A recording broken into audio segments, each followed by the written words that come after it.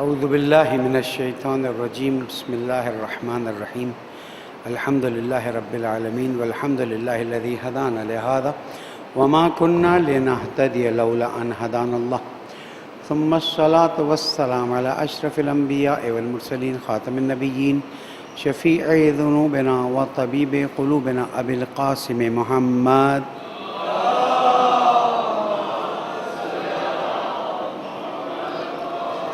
وعلى أهل بيته الطيبين الطاهرين المعصومين المظلومين الذين أذهب الله عنهم الرجس وطهرهم تطهيرا.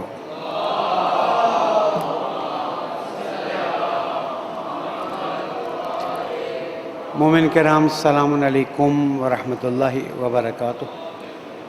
اوصیکم ونفسی بتقوی اللہ ونظم امرکم. پہلے اپنے آپ کو پھر آپ سب کو سفارش کرتا ہوں، درخواست کرتا ہوں، نصیحت کرتا ہوں، اللہ کی پرواہ کیجئے، اللہ کا احترام کیجئے اور اپنے امور کو منظم کیجئے کہ یہی کامیابی کا راستہ ہے. پالنے والے تیری نعمتوں پر شکر کی توفیق عطا فرما، گناہ سے بچنے کی توفیق عطا فرما، ہم سب کی عاقبت بخیر فرما اور زمانے کے امام علیہ السلام کے ظہور میں تعجیل فرما. درود پڑھ دیں محمد و آل محمد.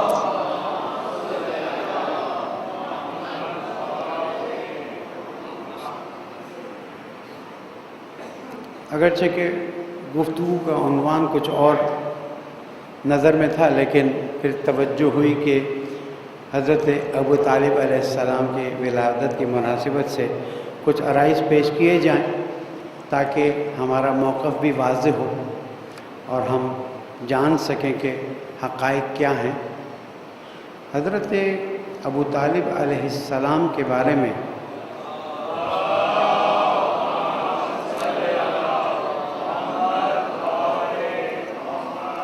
ایک بہت ہی ضعیف سند سے، میں پھر سے دوہرا دوں، ایک بہت ہی ضعیف سند سے جس کو اہل سنت کے اکابر علماء قبول نہیں کرتے ہیں، ایک بات نقل کی ہے. اور وہ بات یہ ہے کہ آپ کے وصال کے وقت حضور اکرم نے فرمایا کہ چچا کلمہ پڑھ لیں، تو نعوذ باللہ چچا نے فرمایا کہ بیٹا اب تک نہیں پڑھا تو اب پڑھنے کا کیا فائدہ.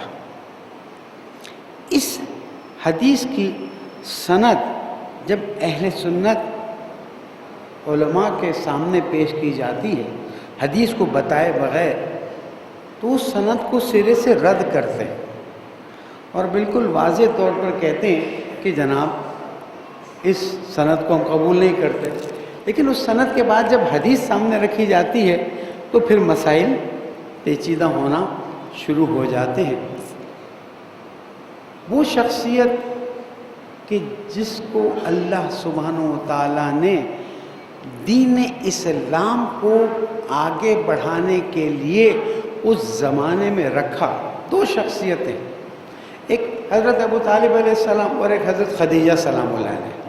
باقی سب ان کے ماتحت آتے تھے کیونکہ حضرت ابو طالب علیہ السلام ہی خاندان کے بڑے قرار پائے. تو اب ان دو شخصیت نے تو دین کے لیے سب کچھ قربان کیا، کوئی چیز ایسی نہیں ہے کہ جو انہوں نے قربانی نہ دی ہو.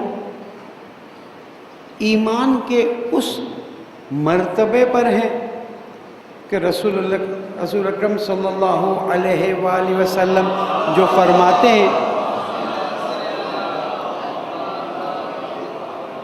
ان کو وہ قبول کرتے ہیں.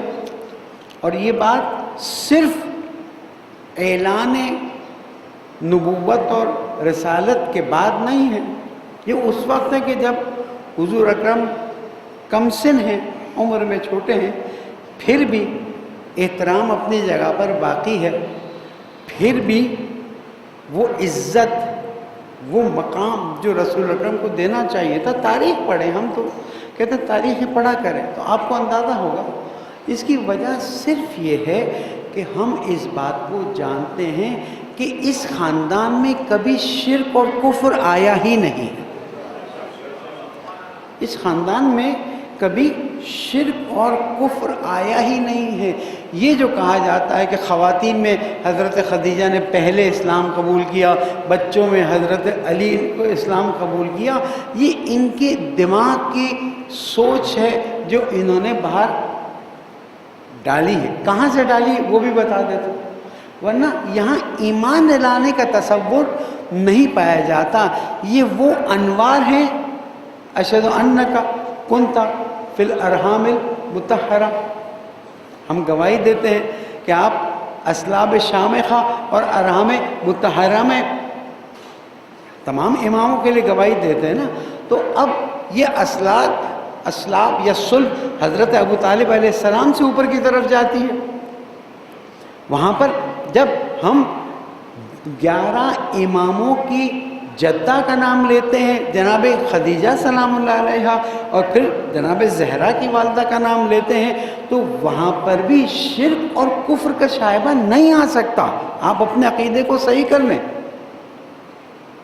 کہ جناب خدیجہ سلام اللہ علیہا اور ان کے اجداد بھی اسی نورانی سلسلے کے تھے، ورنہ نجس رحم میں، نجاست معنوی کی بات کر رہا ہوں، نجس رحم میں جناب زہرا اور 11 اماموں کا نور منتقل نہیں ہو سکتا۔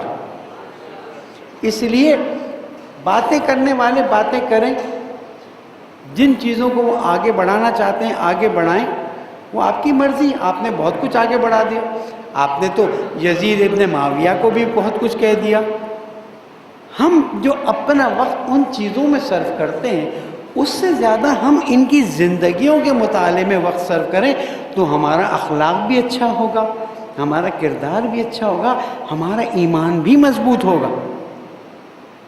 اب دیکھ لیجئے کہ جناب ابو طالب علیہ السلام نے جب شعب ابو طالب میں 3 سال گزر گئے اور حضور اکرم نے فرمایا چچا جائیے اور ان سے کہیے کہ اب وہ سب دیمک کھا گئی، سوائے جہاں پر اللہ کا نام لکھا ہوا ہے اس کے علاوہ سب کھا گئی۔ تو ایمان کے کس مرحلے پر ہونا چاہیے اس عظیم ہستی کو کہ وہ رسول اکرم سے یہ نہ کہیں کہ بیٹا برا مت مانیے گا میرے لفظ کو، بیٹا مروا مت دینا، انہوں نے مجھے وہیں کوٹ دینا ہے اگر یہ بات غلط نکل آئی، اب پھر میں کیا منہ دکھاؤں گا۔ تاریخ لکھتی ہے وہ گئے اور بڑے شان سے گئے اور جا کے ان کو بلایا اور بلا کے کہا کہ کیا بس ہو گیا تمہارا کام؟ کیا کام؟ کہا جاؤ تمہارا لکھا ہوا سب دمک کھا گئے۔ کہا بھائی وہ اندر بند پڑا ہے تجھے کیسے پتا؟ میں نے کہا میں کہہ رہا ہوں نا، میرے بھتیجے نے مجھے بتایا، یعنی مجھے اپنے بھتیجے پر اتنا بھروسہ ہے کہ اس کی بات پر میں آنکھ بند کر کے تم کو یہ بات بتا رہا ہوں۔ اور اس کے بعد جب انہوں نے وہ عہد نامہ کھولا تو دیکھا کہ اس عہد نامے کو دیمک کھا گئی ہے۔ وہاں سے پھر چیزیں بدلنا شروع ہوئی۔ تو حضرت ابو طالب علیہ السلام کے ایمان پر مجلسیں اور تقریریں اور دروس اور گفتگو، یہ ہمارے وقت کو ضائع کرنے کے لیے، مجھے بھی 4 منٹ لگے نا، 5 منٹ لگانے پڑے نا، یہ ہمیں اصل جو ڈائریکشن ہے دین کی، اصل جو دین کی فکر ہے، اصل جو دین کو آگے بڑھانے کی چیزیں ہیں، اس سے ہٹا کے مشغول کرنے کے لیے ہے تاکہ ہم اصل چیزوں پر نہ آئیں۔ اور اس بارے میں سب جانتے ہیں کہ دین کے اندر شام کی فیکٹریوں نے جتنی خرابی پیدا کی، آپ کے یہاں کپڑے کی فیکٹری ہے، آپ کے یہاں ٹائر کی فیکٹری ہے، آپ کے یہاں بہت سی فیکٹریاں کھانا پکانے کی ہیں، شام میں ایک ایسی فیکٹری تھی جس کا آپ تصور نہیں کر سکتے، اس کو کہتے ہیں حدیث بنانے کی فیکٹری۔ اگر کوئی اس پہ ہمت کر کے پی ایچ ڈی کرے تو اسے پتہ چلے گا کہ شام میں حدیثیں گڑھنے کی انڈسٹری لگی ہوئی تھی، اور جو جتنی خوبصورت حدیث گڑھتا تھا اتنا ہی اسے زیادہ انعام ملتا تھا۔ آج دین کے، میں نے شاید کسی وقت یہاں پر کہا ہوگا یا کہیں مجلس میں کہا ہوگا، آج صرف سمجھانے کے لیے اور بات کو آگے بڑھاتا ہوں کہ دین کی 3 تفسیریں بنی، حضور اکرم کے بعد دین کی 3 تفسیریں بنی۔ ایک تفسیر اہل بیت علیہ السلام ہے جس کو ہم دل و جان سے قبول کرتے ہیں، اس کو مانتے بھی ہیں، اس پہ چلتے بھی ہیں۔ ایک تفسیر بنی امیہ بنی جو پھر کربلا کے واقعے پر آگے بڑھی، اس پہ سٹیمپ لگی، پھر حرہ کا واقعہ ہوا، سٹیمپ لگی، اور اس کے بعد خانہ کعبہ پہ منجنیق باندھی گئی۔ یعنی تفسیر بنی امیہ میں ایک ہی بات تھی کہ آل رسول میں جو بھی مولا کائنات حضرت امیر المومنین علی ابن ابی طالب علیہ السلام سے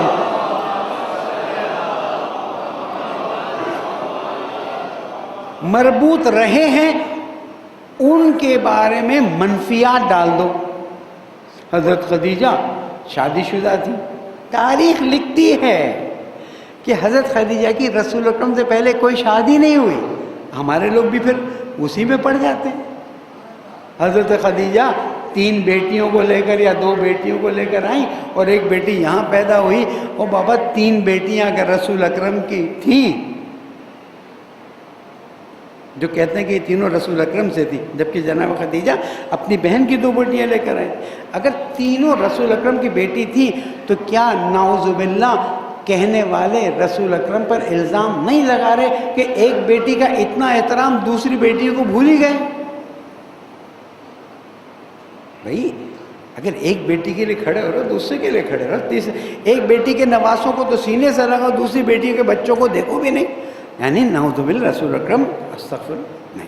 یہ سارا کھیل شام میں کھیلا گیا، اور سوشل میڈیا کی برکت سے اب اہل سنت علماء بھی چیزوں کو باقاعدہ طور پر بحال لا رہے ہیں کہ کس نے رسول اکرم کا ساتھ دیا، کس نے رسول اکرم کے خلاف سازشیں کی، اور کون فتح مکہ کے بعد دین میں داخل ہوتا ہے اور دین کی وہ چیزیں اپنے ہاتھ میں لے لیتا ہے کہ جس کے بعد آج دین کی دوسری تفسیر کیا ہوئی؟ تفسیر بنی۔ پہلی تفسیر کیا ہے؟ تفسیر اہل بیت۔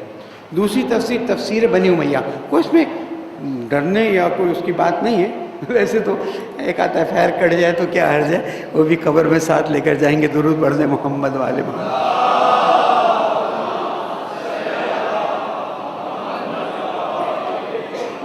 اور بنی امیہ کی تفسیر کا سلسلہ آپ کو کربلا میں نظر آئے گا، مدینہ میں نظر آئے گا، جیسے میں نے اشارہ کیا مکہ میں نظر آئے گا، اور یہ تینوں تاریخیں اپنی جگہ پر موجود ہیں۔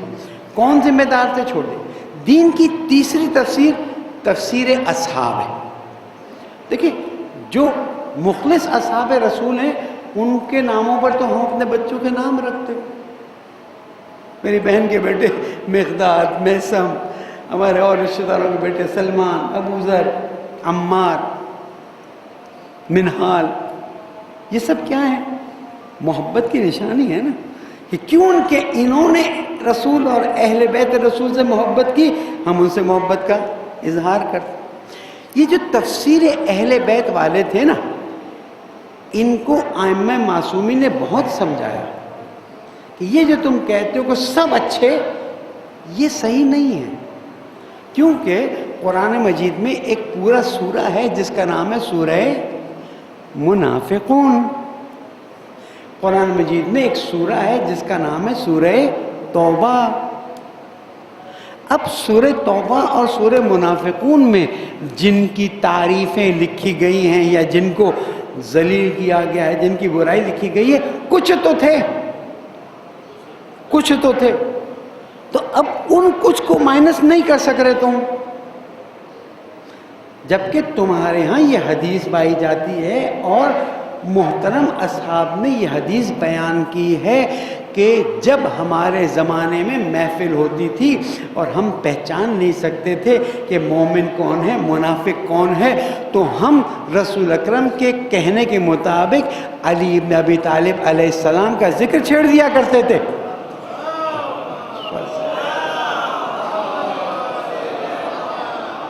اور چہروں سے دیکھ لیا کرتے تھے کہ کون، کس کا چہرہ جو ہے کھل گیا، کس کا چہرہ جو ہے وہ مرجھا گیا۔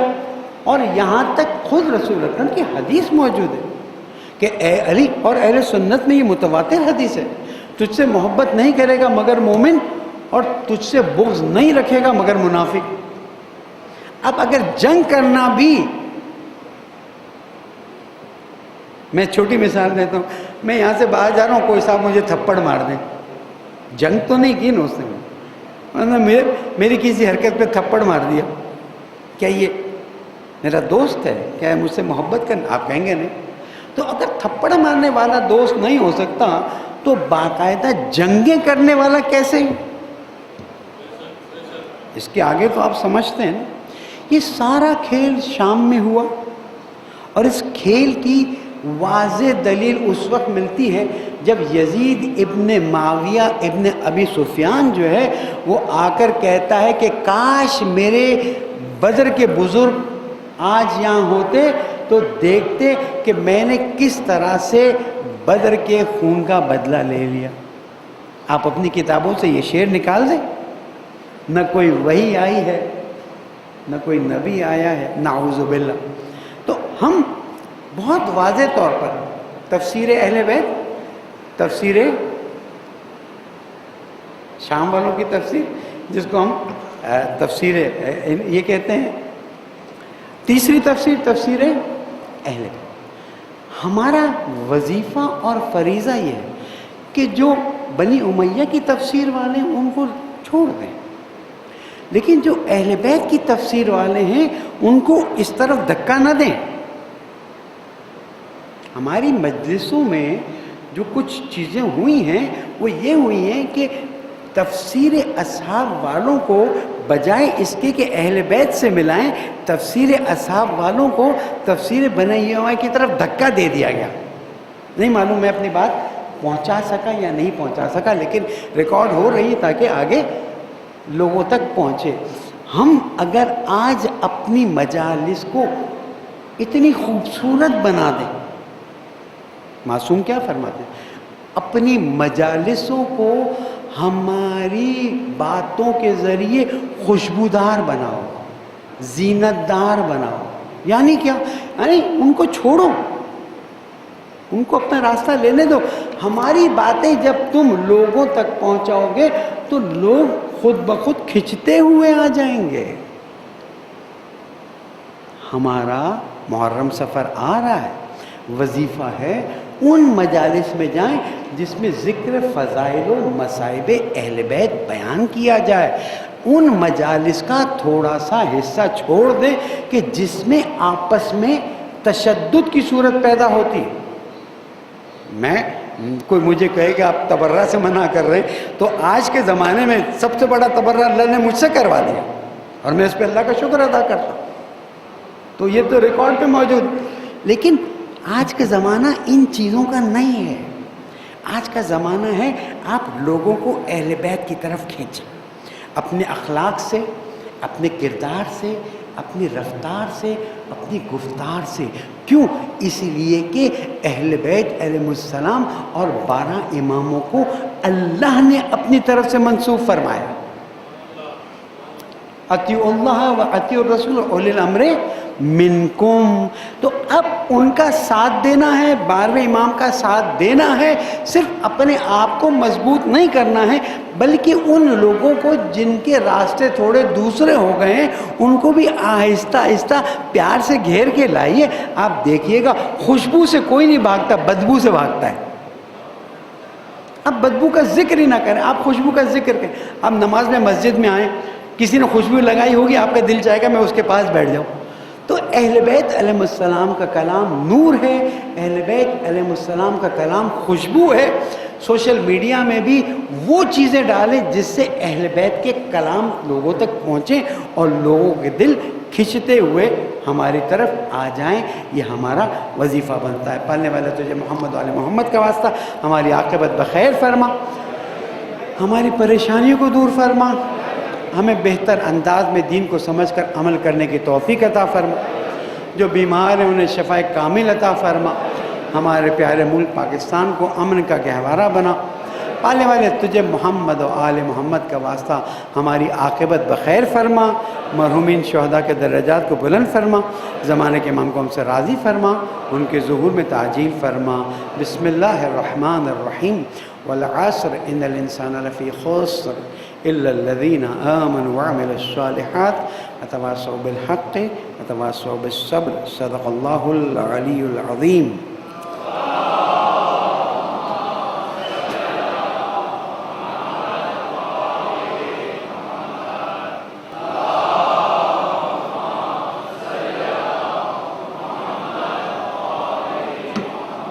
اعوذ باللہ من الشیطان الرجیم، بسم اللہ الرحمن الرحیم۔ مومنین کرام، ایک بار پھر درخواست کروں گا تقوی اختیار کیجئے۔ تقوی کے سادہ ترین معنی کیا ہیں؟ ابھی آپ مسجد میں بیٹھے ہوئے ہیں، قبلہ رخ بیٹھے ہوئے ہیں، احترام سے بیٹھے ہوئے ہیں۔ اگر کسی کے پیر میں درد ہے اور اس نے پیر لمبا کیا ہے تو لمبا کیا ہے، ورنہ ہر کوئی ایک خاص طریقے سے بیٹھا ہے، ویسے نہیں بیٹھا جیسے اپنے بیڈ روم میں بیٹھتا ہے۔ کیوں؟ مسجد کا احترام۔ سگریٹ نہیں پی رہا، چائے نہیں پی رہا، چوئنگم نہیں چبا رہا۔ کیوں؟ مسجد کا احترام۔ اللہ تعالیٰ کہتے ہیں میری مسجد کا تو اتنا احترام کرتے ہو، میرا کب احترام کرو گے؟ جس دن آپ کے دل میں اللہ کا احترام آ گیا، آپ دیکھیے گا آپ کا دل کہاں سے کہاں چلا جائے گا۔ اس کی کوشش کریں۔ کیسے کوشش کریں؟ بہت آسان۔ جہاں اللہ کی کوئی نعمت دیکھی، شکر کر دیا۔ بہت سادہ۔ کھانا سامنے آیا ہے نا، یہ سادی سی چیز بتا رہا ہوں، آپ پر بڑی بھاری ہوگی۔ کھانا سامنے آیا نا، روٹی ہے، سالن ہے، چاول ہے، پیاز ہے، دہی ہے، یا اللہ روٹی پہ شکریہ، اللہ سالن پہ شکریہ۔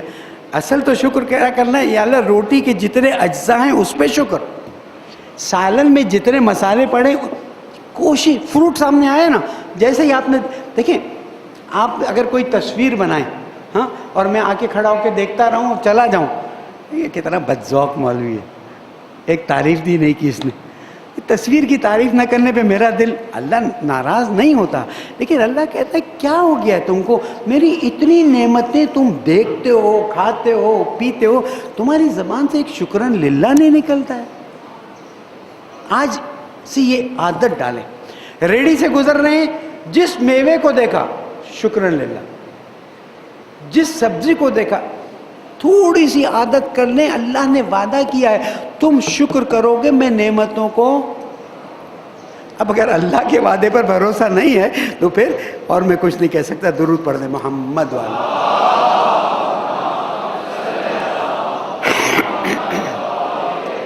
عام طور پر دوسرے خطبے میں میں چاہتا ہوں کہ کچھ حالات حاضرہ پہ گفتگو ہو جائے اور کچھ اپنے اخلاق کے مسائل پر گفتگو ہو جائے۔ حالات حاضرہ کے سلسلے میں ظاہر ہے آپ لوگ ٹی وی دیکھ رہے ہیں، سوشل میڈیا دیکھ رہے ہیں۔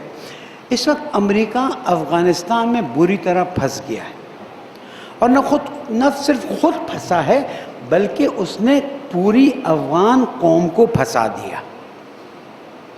آیا کیا کہتا تھا کہ میں 9/11 کا بدلہ لینے آ رہا ہوں۔ اس نے 9/11 کا بدلہ تو نہیں لیا اور نہ لے سکا، اپنے فوجی بھی مروائے، افغانیوں کو بھی قتل کروایا، اور آج جس صورت میں وہ بھاگنے کی کوشش کر رہا ہے، یہ دنیا میں سب سے بڑی ذلت اور رسوائی ہے کہ جس طالبان کے خلاف تم لڑنے گئے تھے، اسی طالبان سے کہہ رہے ہو آؤ میز پہ بیٹھ کے بات کرو۔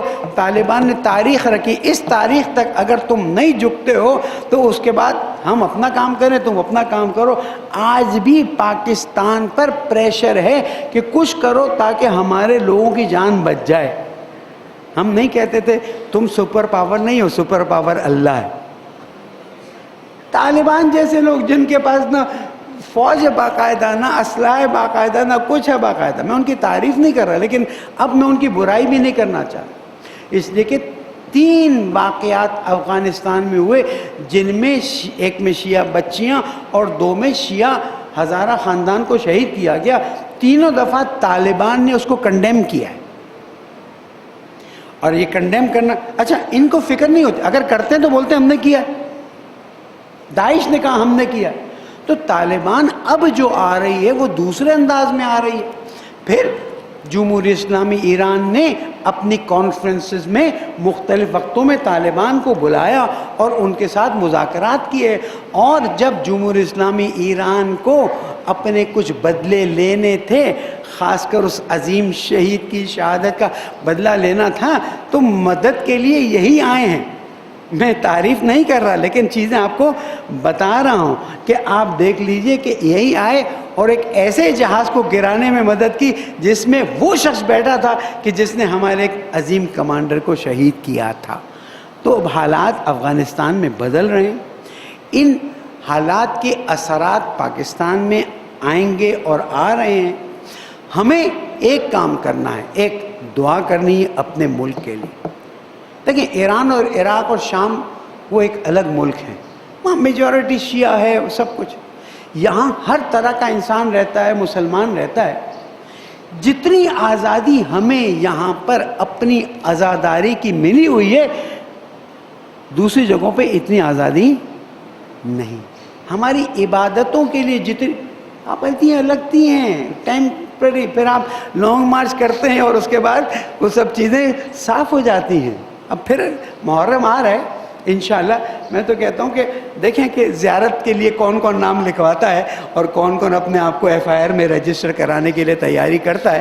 اس سے کھل کے میں بات نہیں کرنا چاہتا، عقل مند کے لیے اشارہ کافی ہے، لیکن یہ بات ضرور یاد رکھیے گا کہ جتنی آزادی اس ملک میں ہمیں ملی ہوئی ہے نا، نہیں مل سکتی تھی، اور ہم اس پر اللہ کا شکر ادا کرتے ہیں۔ یہ انسانوں کا کام نہیں تھا، اللہ نے ہمیں یہ آزادی دلائی۔ اس لیے اس ملک کے لیے دعا کیجئے، اس ملک کو جو کسی طرح سے بھی مدد کر رہا ہے اس کے لیے دعا کیجئے، اور جو خرابی پیدا کر رہا ہے اس کی ہدایت کی دعا کیجئے، اس لیے کہ دنیا میں اتنا پیارا ملک نہیں مل سکتا ہے۔ یہاں سے باہر نکلیں، آپ دیکھیں غریب سے غریب انسان بھی فروٹ لے سکتا ہے، امیر سے امیر بھی انسان فروٹ لے سکتا ہے۔ کراچی میں ایک اسیسمنٹ کے مطابق رات کو کوئی بھوکا نہیں سوتا۔ یہ کاغذ جمع کرنے والے بھی شام کو جا کر کسی نہ کسی بھٹیار کھانے میں خیرات کا کھانا کھا کے سو جاتے ہیں۔ بہت بابرکت شہر ہے۔ اب ہم پہ برکت نہیں اس لیے کہ ہم سورج نکلنے تک سوتے رہتے ہیں، تو اس میں اللہ کا کیا قصور؟ معصوم فرماتے ہیں جو اذان صبح سے لے کر سورج نکلنے تک جاگے گا، روزی صرف اس کے لیے، کسی اور کے لیے، باقی سب کے لیے۔ جاگ کے دیکھ لیجئے، اذان صبح سے سورج نکلنے تک نماز صبح پڑھی، دعائیں پڑھی، قرآن پڑھا، سورج نکل جائے پھر بے شک سو جائے۔ لیکن جس شہر میں لوگ 11 بجے تک سوتے اور دکان نہ کھولتے ہوں، اس برکت نہیں ہے۔ لیکن ملک برکت والا ہے، اور اللہ کرے جیسے نظر آ رہا ہے، اگرچہ کہ مجھے پی ٹی آئی سے شدید اختلافات ہیں، لیکن جیسے نظر آ رہا ہے چیزیں تھوڑی بہتر ہونے کی طرف جا رہی ہیں، اکنامک انڈیکس اچھے ہو رہے ہیں۔ بہرحال دعا کیجئے پاکستان کے مسائل کو اللہ حل فرما دے اور عام انسان کی زندگی بہتر ہو جائے۔ ایک درود اور پڑھ دیں محمد و آل محمد پہ۔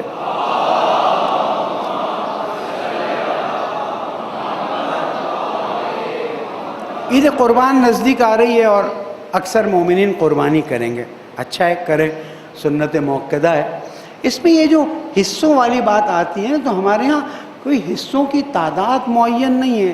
پوچھتے مولانا گائے میں کتنے حصے، بکرے میں کتنے حصے؟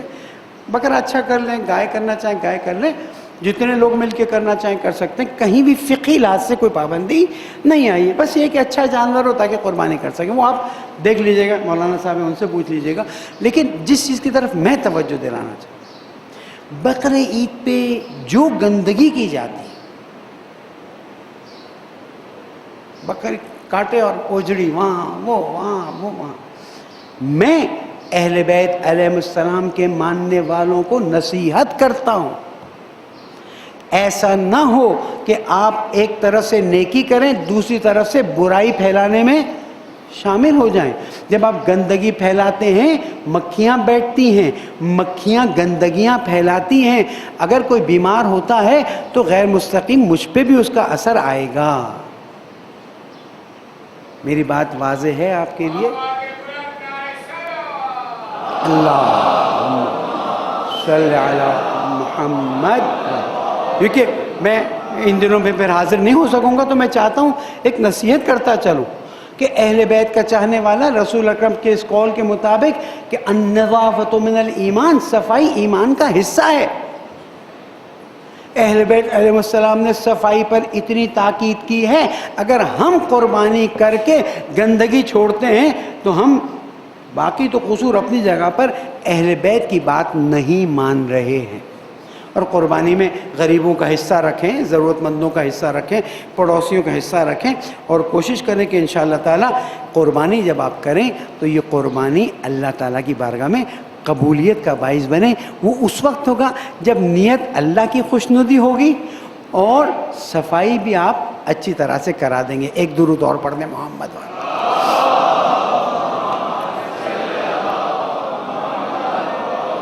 بس آخری نقطہ، اور وہ ہے کورونا کا مسئلہ. دیکھیں کسی کو کورونا قبول ہو یا نہ ہو، آج یوگنڈا فون کیجئے، وہاں کی کیپٹل میں جو اپنی شیعہ برادری ہے ان کو فون کر کے پوچھیے کہ وہاں پر کورونا اتنی بری طرح سے پھیل رہا ہے کہ مجھے ہر روز 2 سے 3 لوگوں کی، مومنین کی انتقال کی خبریں آ رہی کورونا کی وجہ. وہاں پر وینٹیلیٹرز نہیں ہیں، وہاں آکسیجن نہیں، بہت پریشان ہیں لوگ. یہاں پر اللہ نے ہمیں نعمت دے دی، تمام خرابیوں کے باوجود ویکسینیشنز لگانے کے بہترین سینٹرز بنا دیے. اچھا وہ جو کہا جاتا ہے 2 سال میں مر جائیں گے، تو میرے اور آپ کے لیے تو مرنا اچھا ہے نا، جنت میں ہی جائیں گے نا. پریشان وہ ہوں جن کو جہنم کی طرف جانے کا ڈر ہے، ہمیں ڈر نہیں. اب ہمیں چھوٹی جنت ملے، بیچ والی ملے، اونچی والی ملے، وہ اہل بیت علیہ السلام پر ہے کہ ہمارے لیے کون سا درجہ دیکھتے ہیں. جنت ہے تو مرنے میں کیا جاتا ہے. اور اگر مرتے ہی ہیں 2 سال بعد، تو یو کے میں تو 35 ملین لوگوں نے ویکسین لگایا ہے، امریکہ آدھا ویکسین ہو چکا ہے. خوش ہو جائیے، جو زندہ ہیں ان کو دنیا میں کوئی نہیں ملے گا، دنیا خالی ہوگی. بیوقوفی کی باتوں پر کان نہ دھریں. آپ عقل مند لوگ ہیں، سمجھدار لوگ ہیں، ہم نے بھی لگوایا، ہم نے اپنی فیملی کا بھی لگوایا. میں آپ سے درخواست کرتا ہوں، یو کے سے لوگ فون کر رہے ہیں کہ کاش جو سسٹم پاکستان میں اس وقت ویکسینیشن کا ہے ہمیں فلائٹ ملے، ہم آئیں اور لگا کے واپس آ سکیں، اس لیے کہ بہت بہتر سسٹم ہے. اور چائنا کی ویکسین دوسرے نمبر پر دنیا میں، سب سے پہلے رشین سپوٹنک ہے، دوسرے نمبر پہ چائنا. مفت میں ملی ہوئی چیز کو ہم اگر ہاتھ سے دے دیں اور اللہ نہ کرے ہمیں کچھ ہوتا ہے تو ہم ذمہ دار ہیں. میرا کام تھا پیغام پہنچانا، آپ کا کام ہے سوچنا. بات سمجھ آئے ویکسین لگا لیجئے، بات نہ سمجھ آئے وما علینا الا البلاغ. پالنے والے تجھے محمد و آل محمد کا واسطہ ہم سب کو کورونا کے شر سے محفوظ فرما دے. اے رب العزت، حاجات لے کر، دعائیں لے کر، تمنائیں لے کر تیری بارگاہ میں آتے، تجھے محمد و آل محمد کا واسطہ ان حاجات کو روا فرما دے، ہمارے ملک کے مسائل کو حل فرما دے. جہاں جہاں مومنین ہیں ان کی جان مال آبرو کی حفاظت فرما. رہبر معظم، مراجع اعظام، علماء کرام، قائد ملت جعفر، سب کی توفیقات میں اضافہ فرما. پالنے والے تجھے محمد و آل محمد کا واسطہ ہمیں اپنی نسلوں کی اصلاح کی توفیق عطا فرما دے. پالنے والے تجھے محمد و آل محمد کا واسطہ ہمارے مرحومین اور شہداء کے درجات کو بلند فرما دے. زمانے کے امام کو ہم سے راضی فرما، ان کے ظہور میں تعجیل فرما. بسم اللہ الرحمن الرحیم. اذا جاء نصر اللہ والفتح ورأيت الناس يدخلون في دين الله افواجا فسبح بحمد ربك واستغفره انه كان توابا. صدق اللہ العلی العظیم. درود پڑھ دے محمد.